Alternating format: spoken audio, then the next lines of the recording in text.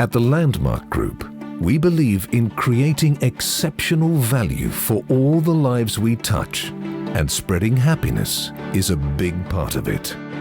We want to build a happier and healthier community. And what better place to start than with our people? Our belief is that happy people working together can do amazing things. And this was the start of the Landmark Happiness Movement.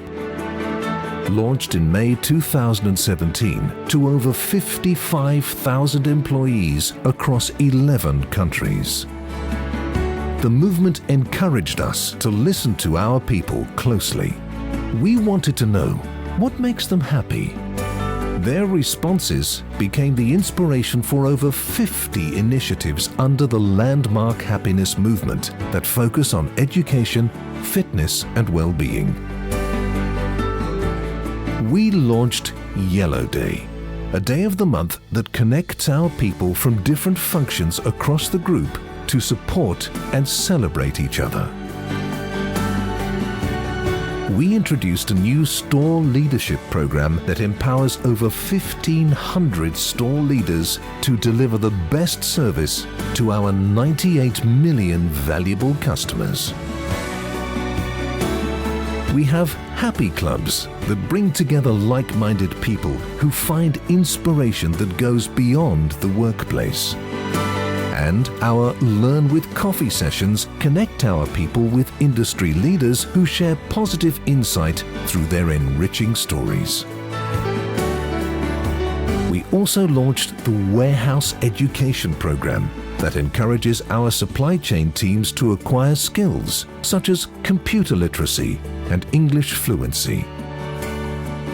At the Landmark Group, happiness is at the forefront of everything we do, in our workplace and in the community. From supporting initiatives that make a difference where it counts the most, including diabetes research and creating much-needed awareness among 100 million people, to empowering 1.5 million children through school outreach programs, as well as improving the quality of education in developing countries. Our family of brands give back to the community through over 70 initiatives across health, well-being, education and sustainability, reaching over 332 million people. At the Landmark Group, we celebrate the spirit of happiness in each one of us. This will transform the world we live in and ultimately touch the lives of millions.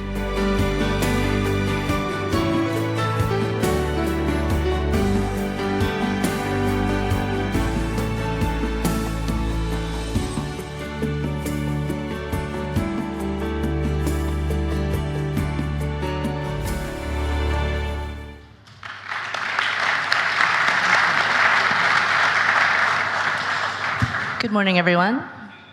Good morning, Nisha. Good morning. Well, first of all, thank you for sharing that wonderful video. It's quite impressive what Landmark has done in a short amount of time. Thank you. Before we go into the Landmark and deep dive in all that you've done, I'd love to maybe back up a little bit and provide a little context as to maybe why I was asked to moderate this discussion. It's quite an honor. I got a call right before my plane, right, from San Francisco to do this. But out of context, I am the CEO and co-founder of Delivering Happiness. And this is a company that myself and the CEO of Zappos.com back in the States formed in 2010, really to respond to the demand for happiness in the workplace for around the world, essentially. So that is our charter and that is our purpose, is to help organizations, both public and private sector, to really understand and execute upon how do you create sustainable culture through positive psychology and scientific happiness in the world. Which is why it's such a great honor to be talking to you and Landmark and seeing all that you've done in such, again, a short amount of time. So thank you for having me. Thank you, Jen. It's really fantastic to be here. I think before we begin, I'd like to really thank the wonderful leadership of the UAE and truly applaud His Highness Sheikh Mohammed bin Rashid Al Maktoum for his vision. Honestly, it's a real amazing moment for us to be here to discuss happiness. And we are honored to speak about the private sector today. I am inspired by Her Excellency Yahoud al-Rumi. Her energy is truly fantastic, and her dedication to deliver the vision of His Highness. Great, and appreciate that and totally agree as well. It's been amazing to see the leadership role that you've taken in really pushing it from the happiness agenda in a very genuine and authentic way, so thank you. So I'd love to talk more about Landmark, but again, before we do a deeper dive in that, maybe we could talk more about the general landscape of what it really means to be promoting things like happiness and well-being in the private sector. So, honestly, it's been a great learning for me personally of what this truly means, but I think there's a lot of tangible and intangible in this discussion. And for me, it comes down to one thing: creating an environment where ordinary people can really do extraordinary things in the workplace. And whether you call it culture or happiness, the end game is the same. It's creating an environment where people thrive. I think there's a study by Oxford which actually says that happy employees are 6 times more energetic. They're more productive, they have less sick leave. But more than that, I think in any business, it's about staying relevant. And to stay relevant, you really need your people to be creative, entrepreneurial, passionate, and innovative. And I think any leadership that manages to achieve that creates not only brands for today, but brands for the future. Yeah, I love how you pulled all those things together, because there's so many different factors of the obvious why as to what it means to have happier employees equals more productivity, engagement, and at the end of the day, for private sector, more profitable businesses. Given that's the case, that there's a very clear why, what are some maybe more specific examples within the private sector that other private sector companies can do? So I think it starts first with a purpose, that actually whether you're a smaller or larger organization, you have an obligation to make a difference in the larger community. And I think not only make a difference, but find something which is meaningful to either your business or your brands, that's meaningful internally as well as for your customer. I can only talk about our personal examples, where our brand, Baby Shop, for example, which is a children's wear brand, actually took child safety since 2004. And every year we create awareness to almost 6 million people. And then as a group, we took Beat Diabetes, because my father's diabetic, and we realized what it meant for someone to have diabetes. And we've been on this journey, and all of these things really take time. They start with awareness, and then they start with a very, very strong belief and intent. And soon enough, they grow into community outreach programs. I think what it comes down to, whether you look at what you do in the workplace or for your customer or for the community, it's about finding something that's real and which is meaningful, because all these things take a lot of heart and a lot of energy and are a huge challenge to overcome. And I think that's when companies really succeed to make a difference. I love how you phrase that, and I especially love how you led that response, because it does really come down to purpose, as we've seen in all the studies across positive psychologists. It's just, it really is when it comes down to it, it has been that one factor of what are we doing that's bigger than ourselves? What are we doing that's bigger than our company or making money? And so it really comes back to that purpose and aligning that higher purpose with every single employee that gets that long-term sustainability. So that's really great to hear. Looking at your video, there was just so many different programs and initiatives that you've launched in a short amount of time. I'm just really curious as to what you've found in terms of the biggest impact that you've seen so far. So indeed, it's been quite an interesting year, and I would say that we started this journey it's not something that's new to the company, actually. My father had a very strong belief in creating happiness for his people, for the community, and it's through action that it's developed.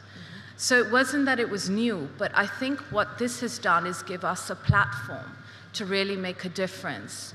I think the one program that comes to my mind, which actually I feel affects the largest population of our business, which is our sales team on the floor, is the store leadership program.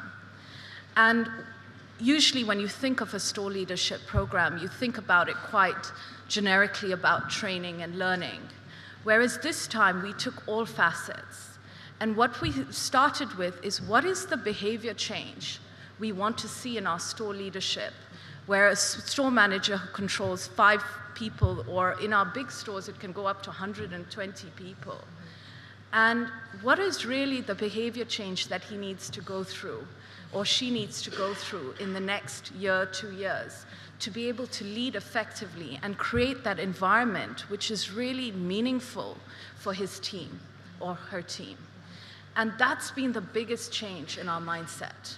That before we used to start programs, but now it's really about bringing programs which are effective. And none of this happens overnight. I'm quite impatient as a person sometimes, but what I've realized is these are really slow and they take time, but I believe they will yield results over a period. I think that's a great point that you bring up, in the sense that we all have maybe our own ideas and definitions of what happiness and change could mean to culture, but at the end of the day, it's about people and the way we behave and the way we act.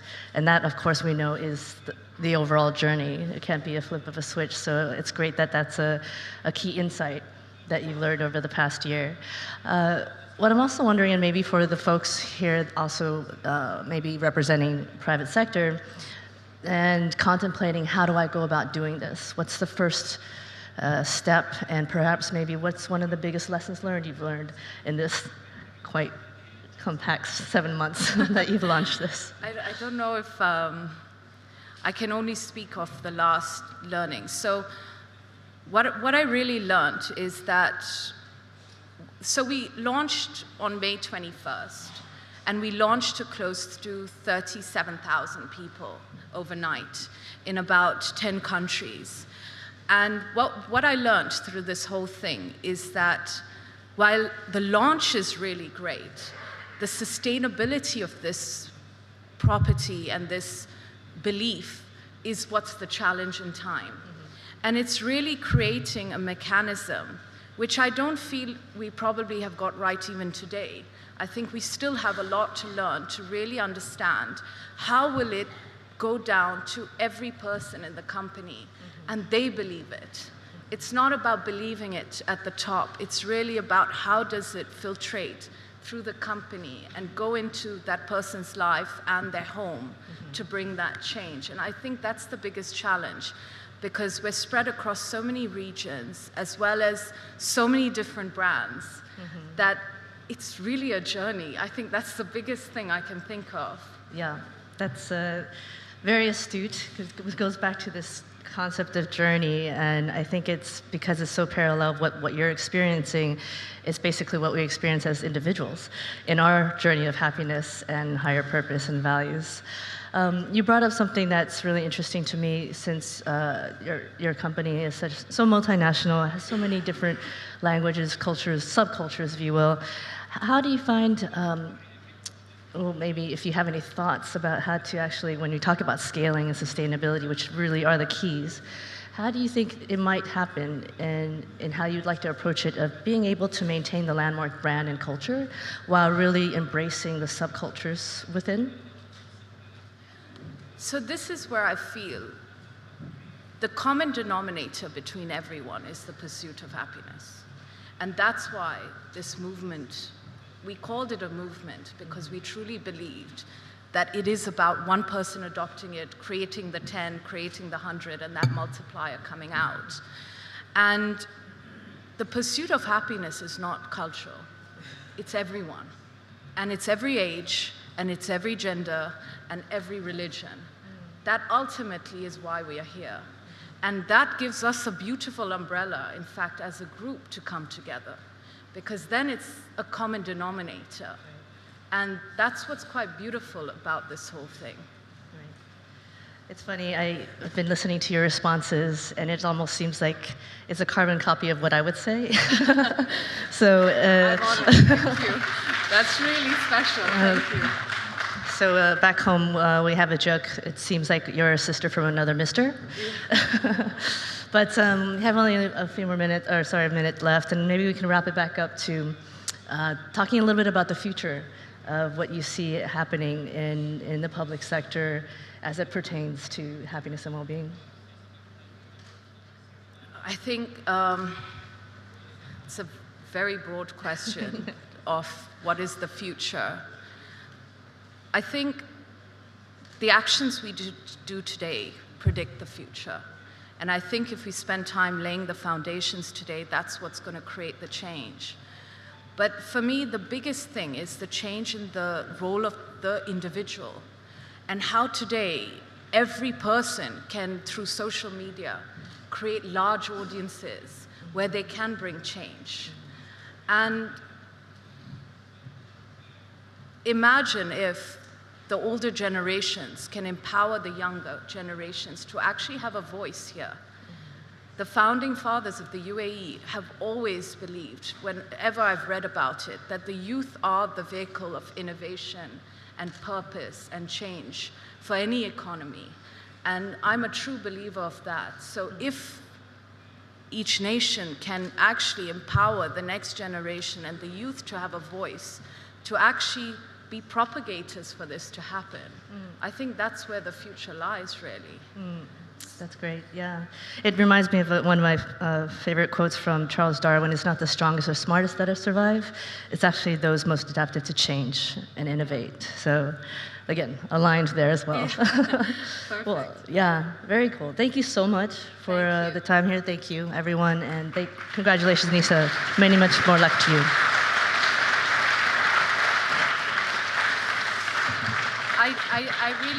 I really do hope we can take this vision forward and really thank everyone involved in actually creating this platform in the UAE. Thank you.